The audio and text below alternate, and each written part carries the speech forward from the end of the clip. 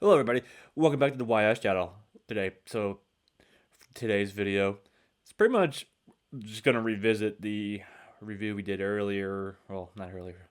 We did last year, regarding the original Vampire Hunter D movie, which came out in 1985. It was released in Japan originally as an OVA, which stands for Original Video Animation. So it's basically direct to video. However, it made its way over to the States in the late 80s, early 90s. Got English dubbing. And for a lot of us, myself included, and I would speak for my brother, however, he's dealing with some of the hurricane cleanup as of this recording. This is kind of like a gateway for anime, at least as far as we were concerned. Reason being, it's a very captivating movie. When this came out, at least in the United States, and again, in the late 80s, early 90s, and by the time we saw it, which is probably like late 90s for the first time, dark, brooding, like anti-heroes was kind of like all the rage. We had gargoyles, for those of you that remember that show. The Batman animated series, Batman's always dark, brooding, hero. Spawn, a lot of the characters in Mortal Kombat fit that description. All the shit was popular at this time. And then again, this movie would technically be considered a blast from the past, but it got released in the States at the right time, and it hooks you. It's a very interesting backstory plot. Excuse me here, I'm kind of fighting off a cold a little bit. So, it's dark, it has like a horror fantasy, I don't want to say like cyberpunk vibe because that's a little too far, but it has like a horror, fantasy, sci-fi vibe going on. It's technically classified as a horror fantasy movie. And then, of course, the story, of course, centers around our protagonist, who's simply known as D. He's a vampire hunter. He's half human, half vampire. And more on his backstory later. One thing leads to another in this movie where he encounters a young lady named Doris who is bitten by a vampire known as Count Magnus or Count Magnus Lee, who is the main villain of this movie. And then, of course, as she's bitten, she's destined to become a vampire, and she needs a way to undo it, and the only way to undo it is kill the vampire that did it. The problem is Magnus Lee is a super fucking powerful vampire, so it's not quite so easy to get rid of him. So you need the best of the best, and that's where that D comes in. And for those of you who are like, what does D stand for? It stands for Damn Thiel, which is like an ancient house of powerful like vampires. It's a whole other fucking backstory. Anyhow, because he's half vampire, part vampire, he has special powers. He has like super strength and agility. He's fucking badass in combat and all that shit. He has some other weird physionic powers and all that kind of shit. And of course, he's amazing, swordsman and all that. And then he has like a parasitic demon thing in his left hand. It's simply called Left Hand. That also has its own weird powers and kind of alerts him to other dangers and perils. So again, one thing leads to another, right? He runs into Doris. He agrees to, help her.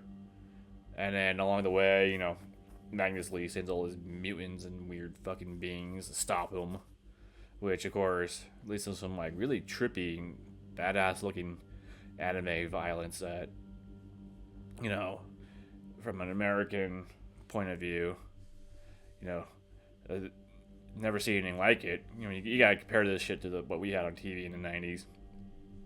And you see something like this, and holy fuck. And it entices you and it like enthralls you. And then, not much else to say. You have to just see it for yourself. Either it captivates you or turns you off. Its thematics and background and all that. Its art style, art direction. For me, personally, it brought me in and I'm like, hell yeah. So let's see where this goes. And basically, everything culminates with a bloody, gory battle at the castle of Magnus Lee. Of course, um, Doris and Dee are actually in the end aided by his daughter, who, she has a lot of, how would you say? Honestly, she has a lot of similarities with Vegeta from Dragon Ball Z. She's very prideful of her lineage and heritage. And you have to watch that show or read the manga, and you'll see exactly what I'm talking about. You know, and she considers half humans or even full humans just swine beneath her, and she comes to find out that she is half human herself. And and she realizes, D is a damn feel, and there's a whole backstory to that, which you would have to actually read the manga for Vampire Hunter D to understand more of the lore behind all that. But the overall point is, the dude's a fucking badass, and he's destined to kill Count Magnus Lee, which he does. And it's a very cool, trippy ass battle. Has his own perils and all that kind of stuff. And in the end, excuse me, he prevails, and all the day is saved, and he's off to the next. As I already mentioned earlier in his review revisit or review redux, whatever you want to call it. It's that late, late 80s, early 90s style of anime, which you can see that like in Ninja Scroll, the Fist of the North Star, like the movie, the anime movie. Dragon Ball Z. Shows of that nature. It was very captivating. Gundam Wing. Gundam Zeta. Just all those art styles. G Gundam. I don't want to keep running off the shit that was popular in Toonami, but that's how a lot of us in the West, especially in the United States, get hooked on this shit. And then Vampire Hunter D, of course, was not put on Toonami, at least originally.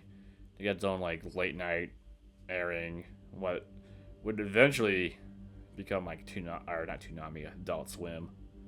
And then you would find it on the Sci-Fi Channel and some other cable movie channels. But this movie does definitely for sure have a cult following. It was followed by a sequel in the 2000s, which if you haven't seen that, go see that. Arguably the sequel is even better, but that's for you to judge. It's just the style of animation. For the most part, it's crisp. Unfortunately, being a direct-to-video release, it does not get the A movie treatment, which it really does deserve.